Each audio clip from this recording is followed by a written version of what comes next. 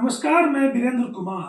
महात्मा गांधी हमारे दिल में रहते हैं, ये कहते हुए एक ऐसे बिल को सदन में आज रखा गया जो मुख्यतः महात्मा गांधी के नाम को एक एक्ट से हटाने के नजरिए से देखा जा रहा है। और इस नाम यानी महात्मा गांधी के नाम को हटाने के लिए महात्मा गांधी जी के ही पूज्य को चुना गया है। आइए इस वीडियो को देखिए। पहले माननीय अध्यक्ष जी, महात्मा गांधी हमारे दिलों में बसते हैं।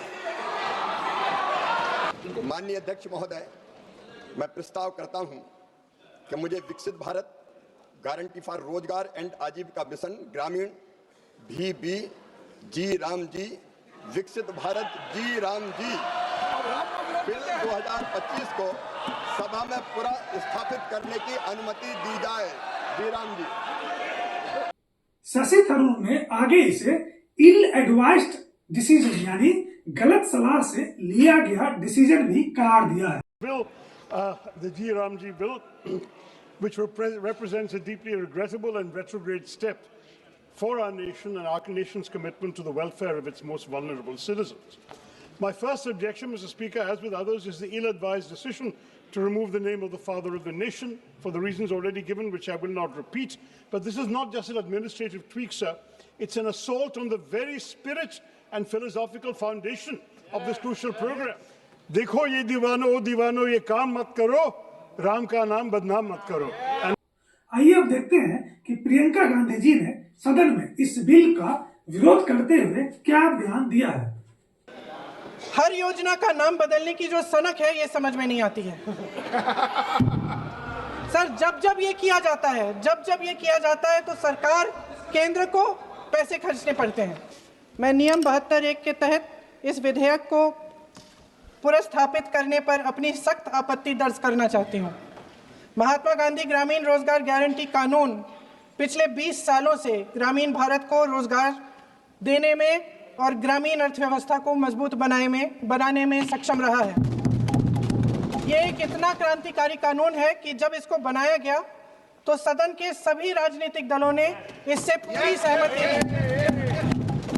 इसके द्वारा 100 दिन का रोजगार इस देश के गरीब से गरीब लोगों को मिलता है, हमारे गरीब से गरीब भाई बहनों को। हम सब जनप्रतिनिधि हैं महोदय। जब हम अपने अपने क्षेत्रों में जाते हैं, आप भी जानते हैं, दूर दूर से हमें दिख जाता है कि मनरेगा का कौन मजदूर है।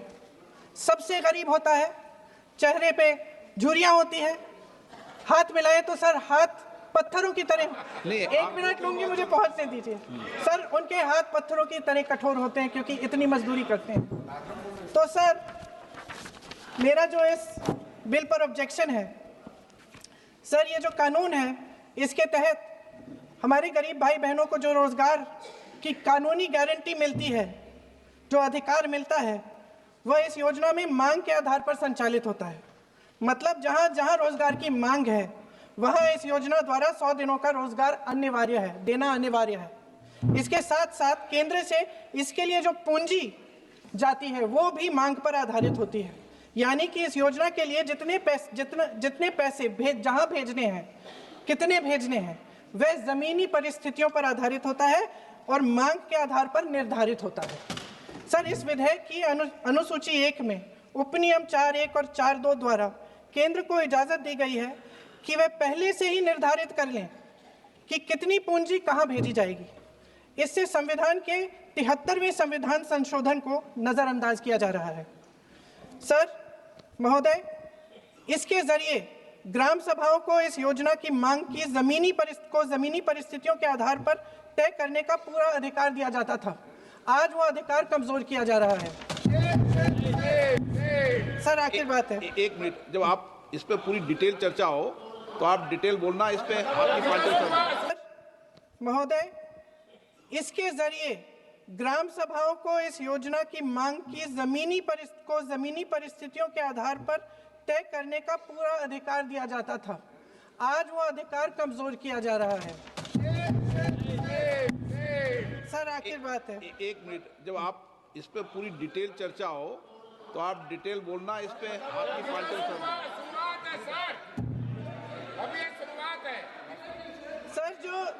सर, जो हमारे संविधान की जो मूल भावना है कि हर एक व्यक्ति के हाथों में शक्ति होनी चाहिए, वही मूल भावना पंचायती राज में है और उस मूल भावना के विरोध है ये जो अधिनियम जो ये विधेयक आ रहा है। सर, इस विधेयक के जो प्रबंधन है जिससे रोजगार का जो अधिकार है, कानूनी अधिकार है, वो कमजोर हो रहा है, वो हमारे संविधान के विपरीत है। सर, एक और है सर, महात्मा गांधी मनरेगा में 90% अनुदान केंद्र से आता था। इस विधेयक द्वारा ज्यादातर प्रदेशों में अब 60% आएगा, इसको घटाया गया है। ओके सर, इससे प्रदेशों की अर्थव्यवस्था पर बहुत भार होगी और खास तौर से ये वे प्रदेश जिनकी अर्थव्यवस्था पहले से ही केंद्र की ओर से जीएसटी के बकाये के इंतजार में है। ओके माननीय सदस्य,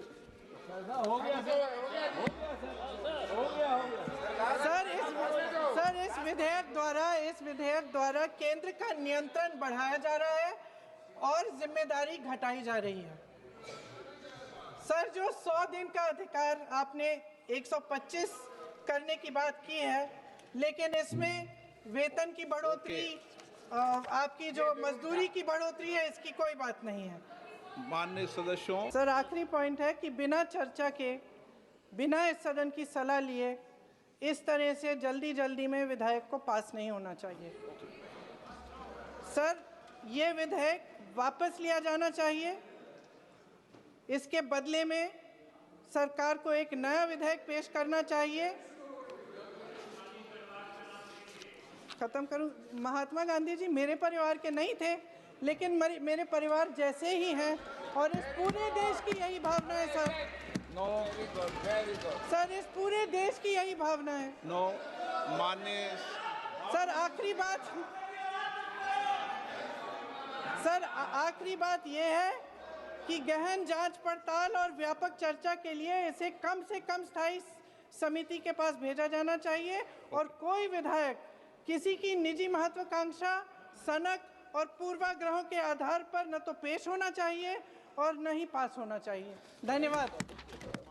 सबसे पहले ये बता दूं कि अभी ये बिल सिर्फ सदन में रखा गया है। इस पे विस्तृत चर्चा बाद में सदन में होगी जब इसे पास कराने के लिए लाया जाएगा। लेकिन आप ये अगर सोच रहे हैं कि ऐसे बिल की चर्चा आपको क्यों देखनी चाहिए जो बेहद गरीब लोगों के लिए है, जिसमें सिर्फ 100 दिन की रोजगार की गारंटी अभी दी जाती है, जिसमें भी अधिकतम सिर्फ 360 से 70 रुपए तक की मजदूरी दिए जाने के प्रावधान है, जिसमें से भी गांव के मुखिया या लोकल ठेकेदार अपना कट उसमें से ले लेते हैं और 100 दिन के रोजगार जो पैसा गरीबों के अकाउंट में आती है, उसमें से कई दिन के रोजगार का पैसा वहां के लोकल ठेकेदार और मुखिया कुछ उसमें से ले ही लेते हैं। तो बताता चलूं एक किस्सा जो मैंने स्वयं देखा था इसी योजना से था। मैं एक जगह करीब 5-10 किलोमीटर दूर एक काम के सिलसिले में एक जगह गया था। करीब 12-1 बज रहा था और रमजान का महीना था मुस्लिमों के लिए, और मैं उस 12-1 बजे के दिन में मैं पेड़ के नीचे था और मैं देख रहा था कि वो अनकंस्ट्रक्टेड रोड था, मिट्टी वाला रोड था। उस मिट्टी वाले रोड को मनरेगा की तरह खरंजाकरण किया जा रहा था और उस खरंजाकरण में वहां पे कुछ मुस्लिम महिलाएं, पुरुष और लड़के 18 से 20 साल या 22 साल के भी कुछ लड़कियां और महिलाएं टोकरी पे, समझिए रमजान के महीने में 12-1-2 बजे के दिन में धूप भी निकली हुई थी और वो हमको लगता है सब रमजान की वक्त बार बार वो लोग चूंकि बोल रही थी कि वो सही हुई है और फास्टिंग में है, तो इसलिए मैं समझा कि रमजान में ये फास्टिंग में है, और उसमें वो काम कर रही थी माथे पे टोकरी को, मतलब मिट्टी को इधर से उधर लेवलिंग करने के लिए इधर से उठाते थी और वहां पे जाके वो पहुंचाते थी। तो जो मिट्टी गिराया गया था ठेकेदार के द्वारा, ट्रैक्टर के द्वारा, तो उसको लेवलिंग में वो लगी हुई थी। और समझिए हर 10 मिनट के बाद जो ठेकेदार था, एक छोटा सा एक तुच्चा सा ठेकेदार समझ लीजिए, जो वो ठेकेदार उसको बार बार हर 10 मिनट पे धमकी दे रहा था कि और तेजी से काम करो, और तेजी से काम करो, नहीं तो कल से बुलडोजर लगा के वो रोड का हम लेवलिंग करवा लेंगे और तुम्हारी जरूरत नहीं रहेंगे। और वो जो मुस्लिम महिलाएं और पुरुष और जो लड़कियां थी जो 18-20 वर्ष, 22 वर्ष, 25 वर्ष और कुछ बच्चे को भी लगाया हुआ था, पता नहीं अब किस तरह से बच्चों को वो पैसा देता, हो सकता है कि बच्चों को 100-200 रुपया देने के बहाने उसे लगाया गया था, जो किसी के अकाउंट में भेज के, और इस तरह से किया जाता है किसी और के अकाउंट में पैसा भेज दिया, फिर किसी को पैसा दिया गया, कुछ मुखिया या वहां का जो लोकल ठेकेदार हुआ वो ले लिया दूसरे के अकाउंट से। अब जिसके अकाउंट में पैसा गया उसके अकाउंट में 10-20 रुपया या 50 रुपया उसको दे दिएगा एक दिन के हवाले से। इस तरह से भी काम होता है। तो जो काम कर रहे थे उसको बार बार धमकी दे रहा था कि एकदम और तेजी से काम करो, नहीं तो बुलडोजर से काम करवा लेना। और मैं आपको इसलिए कह रहा हूं कि वो लोग जो लेबर काम कर रहा था वो बार बार ये उन लोगों से गुजारिश कर रहा था, एकदम बहुत मतलब बहुत अपना एनर्जी लगा के कि नहीं मैं कर दूंगा काम, और बहुत रिक्वेस्ट उन लोगों को कर रहा था वो महिलाएं और पुरुष कि ये काम आप हमें करने दीजिए और आप बुलडोजर ना मंगाइए कल से, या जेसीबी ना मंगाइए, हम खुद मैनुअली ये काम कर देंगे। तो वो समझिए हमको बड़ा ही आश्चर्य लगा कि समझिए हमको लगता है 300 से ज्यादा पर डे किसी को नहीं देगा वो ठेकेदार, 300 से ज्यादा। तो वो 300 रुपये एक दिन के लिए काम करने के लिए जो वहां पे जो गरीब लोग बहुत मिन्नतें करके वो काम कर रहा था रमजान के महीने में 12-1 बजे में। तो उस दिन हम समझे कि भाई गरीबी का क्या आलम है और काम नहीं रहने का जो एक गांव में कितना असर है, और काम करने के लिए कितना उत्सुक है आदमी। 400-500 इनफैक्ट 300 आदमी के 300 मैं गारंटी के साथ कह सकता हूं कि मनरेगा में जितने भी पैसे मिलता हो सरकार के तहत 300 से ज्यादा उसको ठेकेदार नहीं देगा। हालांकि उसी के अकाउंट में हो सकता है पैसा है, लेकिन एक्स्ट्रा पैसा वो ठेकेदार ऐंठ लेता है, बाद में उसे ले लेता है।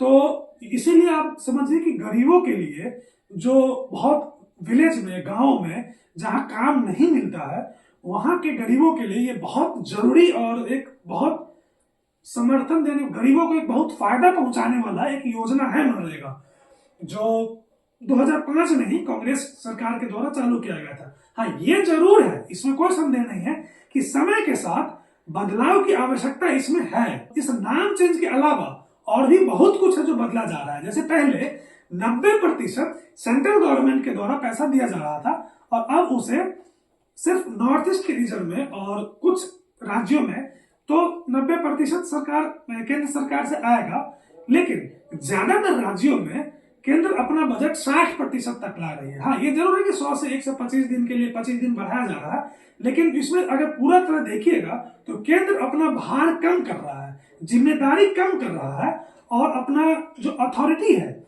जो शक्ति है, बढ़ा रहा है इस बिल के थ्रू, जो आगे देखेंगे। हालांकि मैं एक चीज बहुत स्पष्ट कर दूं कि ये जो वीडियो है इसमें मैं इस बिल का पूरा डिटेल्स अपनी ओर से नहीं बताऊंगा, बस सांसद में दिए गए विपक्ष और पक्ष के सांसदों का वाद प्रतिवाद ही दिखाऊंगा।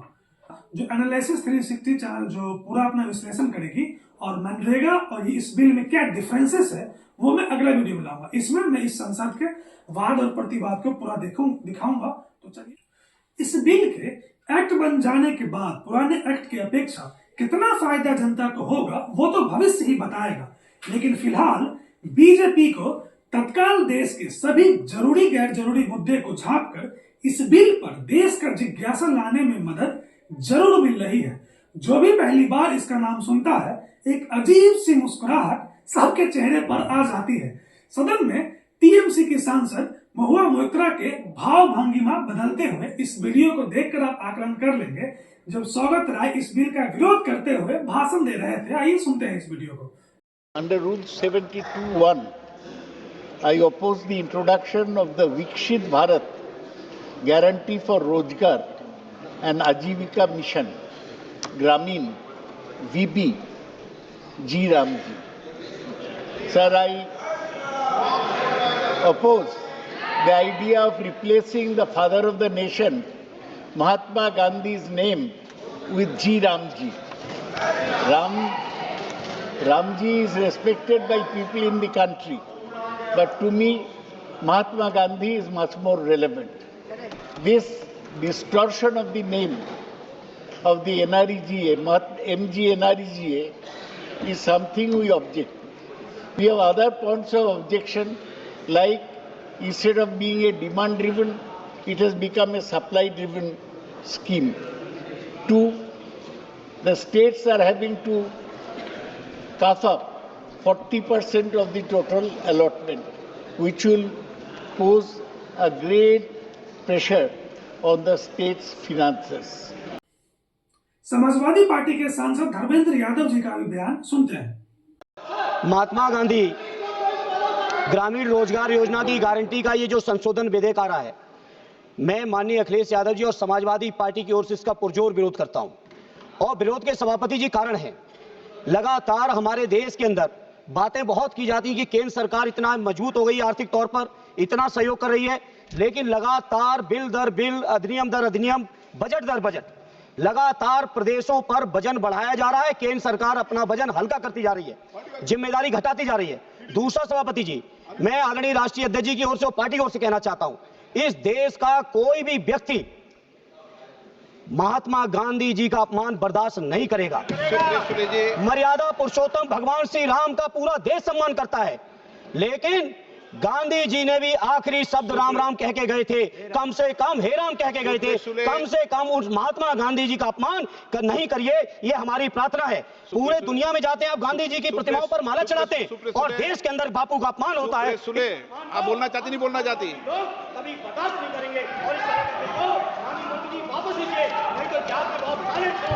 चलिए, एनसीपी की सुप्रिया सुले ने कहा है कि हम पॉलिसी में समय समय पर बदलाव होना चाहिए, इस बात से जरूर इत्तेफाक रखते हैं।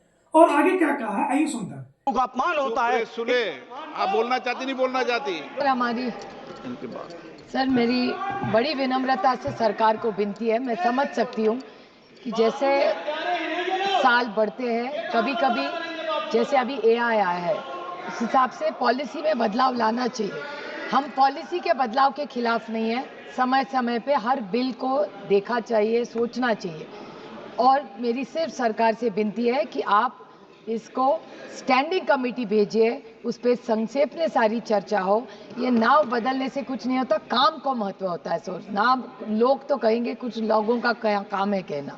तो ये मेरी विनती है सरकार को कि आप, पहले तो ऑब्जेक्शन है, हम पूरा विरोध करते हैं कि आप महात्मा गांधी जी का नाम इससे नहीं निकालेंगे, हम पूरी ताकत से इसका विरोध करेंगे। और मेरी बड़ी विनम्रता से इनकी विनती है कि आप प्लीज़ इस पे चर्चा करवाइए और जो भी आप बदलाव इसमें पॉलिसी डिसीजन में ला रहे वो एक स्टैंडिंग कमेटी पे भेजिए। आप ये फोर्स मत करिए सरकार पे। Thank you. सांसद एनके प्रेमचंद्रन ने एक बहुत जरूरी पॉइंट उठाया कि 2005 के एक्ट के मुताबिक ये एक वैधानिक अधिकार था गरीब ग्रामीणों का कि उनको कम से कम 100 दिन का रोजगार मिले, जो इस नए बिल के क्लॉज 3 में बस एक सेंट्रल गवर्नमेंट स्कीम रह जाएगी। पहले जहां डिमांड के अनुसार काम देने की योजना थी, अब सेंट्रल या स्टेट गवर्नमेंट के द्वारा पहले से प्लानिंग कर बजट एलोकेशन करके योजना का लाभ दिया जाएगा, ऐसा लिखा गया है। तो इससे अंतर क्या है? अंतर यह है कि अब जब पहले जहां लोकल स्तर पर प्लानिंग करके भी गरीबों को या कहीं कहीं पे रोजगार दिया जाता ना, जैसे मैंने कहा कि एक जगह जहां मिट्टी की रोड थी वहां खंजाकरण किया जा रहा था, वो मुख्यमंत्री या प्रधानमंत्री के बजट एलोकेशन पहले नहीं हुआ होगा, वो लोकल स्तर पर ही डिसाइड हुआ होगा कि चलो इस रोड को, जो मिट्टी या टूटा फूटा रोड था, उसको खंजाकरण करते हैं।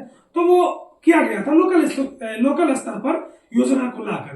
लेकिन अब क्या है कि बजट एलोकेट पहले करना होगा मुख्यमंत्री के द्वारा, और उसके बाद जो है सो वेल डिफाइंड पहले से रहेगा कि इस डिस्ट्रिक्ट के इस इलाके में ये योजना इस ग्राम में किया जाएगा और वहीं पे वो हो सकता है। ऐसा नहीं कि लोकल स्तर पर उसको चेंज करके कहीं और किया जा सकता है।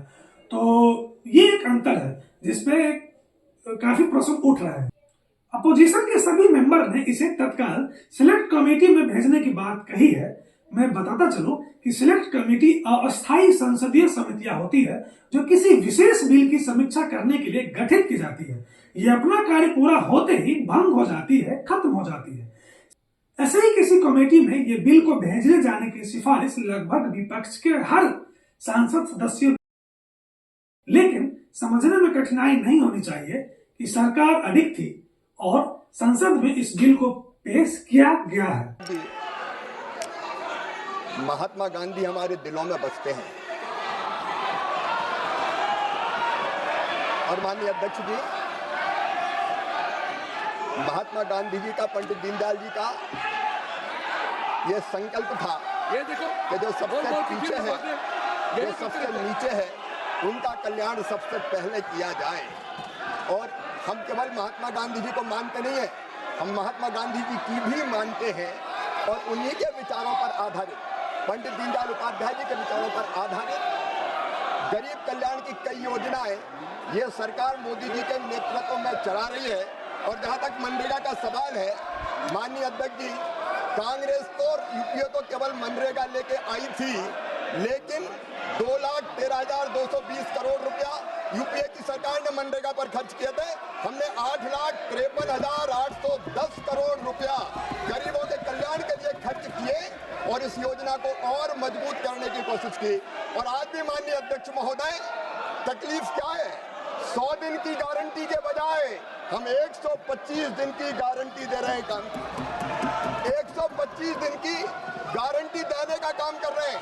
और केवल ये गारंटी कोरी नहीं है माननीय अध्यक्ष महोदय, उसके लिए 1,51,282 करोड़ से ज्यादा रुपए की राशि का प्रावधान किया गया है। माननीय अध्यक्ष महोदय, इसके पहले कई रोजगार की योजना आई। एक योजना का नाम था जवाहर रोजगार योजना, बाद में कांग्रेस ने जवाहर रोजगार योजना का नाम बदल दिया। तो क्या पंडित जवाहरलाल नेहरू जी का अपमान हो गया? माननीय अध्यक्ष महोदय, हमारा संकल्प है गरीब का कल्याण, और इसमें उसी संकल्प को पूरा करने का हमने प्रयत्न किया है। न केवल गरीब का कल्याण, बल्कि उसके साथ गांव का संपूर्ण विकास, जो महात्मा गांधी कहते थे, एक स्वयंपूर्ण गांव, एक स्वावलंबी गांव, एक विकसित गांव का निर्माण, इसका प्रावधान इसमें किया गया है। और केवल प्रावधान नहीं, माननीय अध्यक्ष महोदय, हमारी केंद्र सरकार इस पर 95,000 करोड़ रुपए से ज्यादा की राशि अभी खर्च करने का काम करेगी।